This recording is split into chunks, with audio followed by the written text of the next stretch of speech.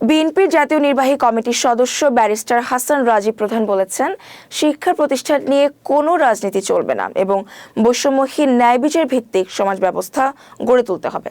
রবিবার 22 ফেব্রুয়ারি Northland model school and কলেজে নবীন বরণ এসএসসি 2024 কৃতি শিক্ষার্থী সংবর্ধনা ও মেধাবৃত্তি প্রদান অনুষ্ঠানে প্রধান অতিথির বক্তব্যে তিনি এসব কথা বলেন। তিনি আরও বলেন, শিক্ষার্থীদের মানবিক গুণ সম্পন্ন মানুষ হিসেবে তৈরি করতে হবে।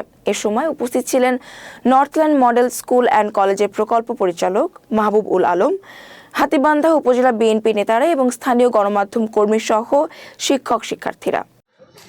মানুষের জীবনে এক একটি অধ্যায় আসে এক একটি চ্যালেঞ্জ নিয়ে। আজকে যারা নবীন এই প্রতিষ্ঠানে, তাদের জন্য অনেক চ্যালেঞ্জ আছে। একটা শিক্ষালয়ে শুধুমাত্র এখানে এসে জ্ঞান অর্জন করলাম আর একটা সার্টিফিকেট অর্জন করলাম, আমি মনে করি শুধু এইটুক কর্মকাণ্ডের মধ্যে সীমাবদ্ধ না।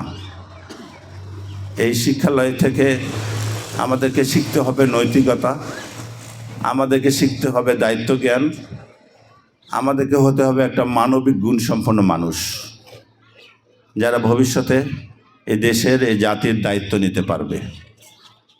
আমাদের এই প্রত্যন্ত অঞ্চলে যেখানে মানুষের অর্থনৈতিক চঞ্চলতা খুবই কম, বেশিরভাগ মানুষ কৃষিজীবী, কৃষি এখানে আমাদের অর্থনীতির মূল জীবিকা।